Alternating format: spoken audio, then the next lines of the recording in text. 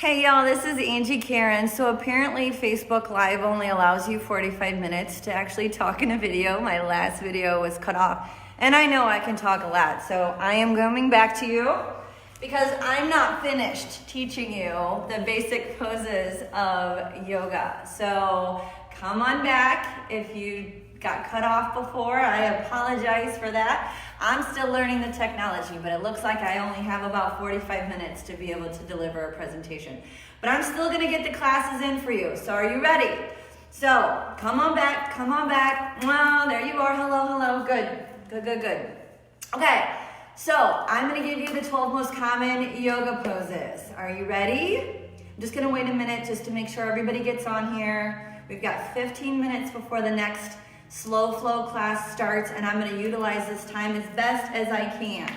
So we are on a yoga-thon today, Monday through Friday from 8 a.m. to 6 p.m. every single day. And the reason for that is because you are at home, we are shut in, we are out of business right now. We cannot open our yoga studios or our cafe. And I want to make sure that you are not missing your yoga practice. So I just did 45 minutes, Yoga 101. We got cut off right at the end, and I still have stuff to talk about. So this is part 2 of our Yoga 101. So are you ready? Here we go. Oh, good. We got people coming back. Thank you. Mwah, mwah. Love you. Love you, love you, love you. Okay. All right, sweet friends. So we talked about, in the first part 1, we talked about the do's and don'ts, the structure of a yoga class. We learned how to breathe. So if you need to go back and review those. Everything is going to be recorded and uploaded, so you can do that again. Now I want to go through some common yoga poses. I'm going to finish it tomorrow morning. So throughout the week, I'm going to be going through all the yoga poses so that you have a tutorial of everything. So when you do start taking classes, or when you are, maybe you're just learning for the first time, you've been taking classes, I want to teach you thoroughly every single aspect of these poses and postures so that you have a good understanding when you actually take a class. So let's talk about a few of the poses right now. I'm going to give you your 2 free poses. So in a yoga class, when you're doing poses, you might be moving and you're like, oh, I need a break, or I need to relax. From that, you have 2 bingo squares. So you know how you play bingo and there's that free space in the middle? This is your free space poses. Now you can always do whatever you want, but this is your free space poses so that you can kind of let yourself chill if you're just not feeling the pose that your instructor is doing. The first one is your child pose. So hands and knees, anytime you're on your hands and knees need to be under your hips, and your hands need to be under your shoulders. Do you notice my back? My back is flat, so I'm not here and I'm not here. I have a nice flat back, my face is down, and basically what I'm going to do for child pose is I'm going to go ahead and lean my hips back. This is super easy. I'm going to drop my tailbone down close to my heels. I'm going to extend my hands out as far as I can to the top of the mat. Then I'm going to drop my face down and relax.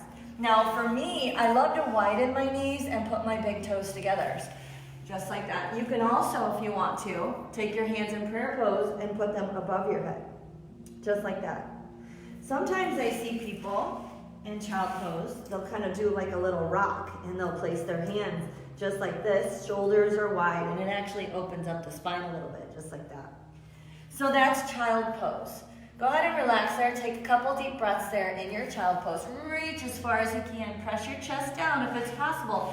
Now, if your knees don't like this pose, you don't have to go all the way down. Do what's called puppy pose. And your booty's kind of up. You don't have to sit all the way back. Utilize your elbows. You can always put a pillow on your heels. Modify what works best for you. But that is a pose in which you can utilize, well, we do that a lot when we're kind of moving and shaking and heating up. We'll come down into our child pose rest. The other free pass, the other nice, good, flowy, yummy sequence is called cat-cow. So your hands are underneath your shoulders, your knees are underneath your hips, arching your back. This is called a cat. So just like a scared cat, tucking your chin into your chest. We are exhaling here because we're collapsing the lungs. I'm stretching into the spine. So I feel a stretch all the way from my tailbone to the top of my head here. So I'm exhaling. Then I'm gonna inhale for cow. And when I do cow, I'm gonna bend into my elbows a little bit and lift my face. So my back is down now, my tailbone is flipped, my face is up. This is a cow pose. I'm inhaling because I'm opening my chest. So exhale, cat. Inhale, cow. So this is the pose, the sequence that I like to do right before bed because it helps to calm the mind. It relaxes the body. It's kind of like taking a water bottle and you just put some vitamin water or something, vitamins in it, you're shaking it up. Basically, you're taking your body and you're just kind of swishing it from side to side, from forward to back. And you're moving things around so that you don't have any pain and inflammation when you're sleeping. You're getting fresh blood and oxygen in the head. You're stretching out the spine, your low back. I could do this. You could easily do this for 5 minutes. Now, some fun things that you can also do is just kind of walking from side to side, leaving your knees where they are and just kind of setting back. This helps to open the whole side of the body. Same thing for the other side. There's all kinds of fun things that you can do in the cat-cow pose. So that is another just, you know what, I'm just gonna relax and chill pose. So again, if you're ever doing a class and you're like, you know what, that's not for me, just drop down into your cat-cow. Another pose that I know everybody knows or have seen at some point is the down dog. So from here, I'm gonna go ahead and roll onto my toes and I'm gonna lift my tailbone up. Now when you are in down dog, go ahead and try down dog because I want you to feel this. It does, number one, it does not matter if your heels touch the ground. I know everybody asks that. Should my heels touch the ground? It doesn't matter. Maybe, maybe not. It's up to you and your body. Your hands are shoulder width apart. Your feet are hips width apart. Your head is dangling. You're gonna wanna look at the instructor, but try not to. Dangle the head. And then roll the tailbone so that the tailbone is up and you're pressing your chest towards your thighs. Now, admittedly, this pose, if you just started, is going to be difficult because you don't have that upper body strength. You might not have that upper body strength to be able to get into that pose, but you will. You do a lot of down dogs in your practice. We hold down dogs. We transition through down dogs. So just the more you practice, the easier it's going to get. However, a modification, again, drop down to your puppy pose. You don't have to stay all the way up if you want to. Drop onto your knees. Now, if you have bad knees, keep a blanket handy so that you can place a blanket up underneath your knees. So down dog is here. You can always drop to your knees and rest. You can always go back into cat-cow. Remember what we just did. Otherwise, breathe. This is actually inversion pose. So it really helps with balancing the mind. It helps with just kind of swishing all the anxiety and tension and stress out of you. It helps that you have really sexy shoulders and upper back body muscles. If you feel like you have too much pressure on your hands or your feet, just kind of shift your body a little bit more so that it balances. That sound good? Now the next one is plank pose. The plank pose is a little bit more of an intense pose.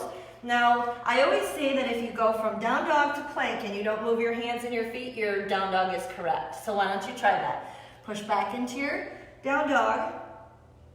And then roll forward into your plank. Your hands should be in a nice long line. Do you see how my wrist is underneath my elbow, underneath my shoulder? That's perfect. Long body. My feet are still hips width apart. My hands are shoulder width apart. Modification for this, drop to your knees. Simple. Simple, simple, simple. Lift your knees when you need to. Drop to your knees when you need to. Good. Excellent. The one thing I want to make sure that you know, I'm going to show you this way. When you're in your plank pose, try not to roll your elbows forward. Do you see how I'm doing that? This is very dangerous, and this goes for all your yoga poses. You never want to lock your joints, ever. So your elbows need to be soft so that they are bendable. Same with your knees. We never lock into a pose because it's, number one, it's not utilizing your muscles. It's just utilizing that lock. So we want to make sure we have soft elbows, soft knees, so that we're utilizing the muscles and we're strengthening the muscles and we're not putting unnecessary pressure on our ligaments and joints. Does that make sense?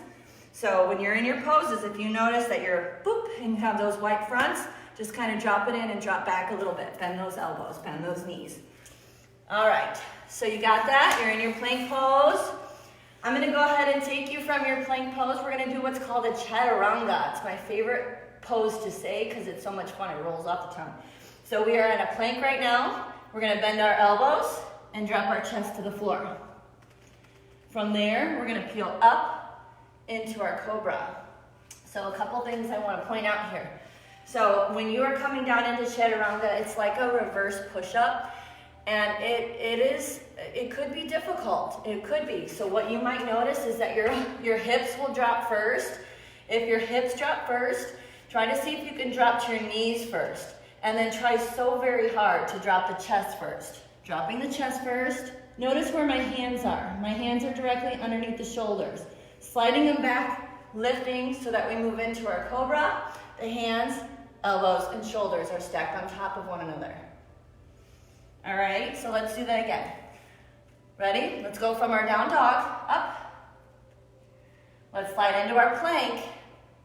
Reverse push-up, Chaturanga. Here we go, down, chest, bend. Drop the chest, flatten the toes, peel upwards for Cobra. When you are in Cobra, Cobra might be difficult for you because maybe your low back doesn't like it, and that's very normal. Not everybody's low back likes Cobra. So if your low back does not want to lift into a full Cobra, you can simply drop to your elbows. Let me switch down and come into a Sphinx, just like that. So this is your baby Cobra, or this baby Cobra, just like that. So there's options. Modify.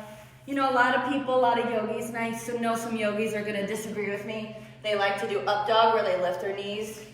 I think that puts unnecessary pressure on the low back, so I don't typically teach up dog where you lift your knees because, I don't know, I'm not comfortable with it and I don't wanna injure anybody. So I just do Cobras, and we can modify Cobras if we need to. I gotta catch my breath. All right, so how are we doing?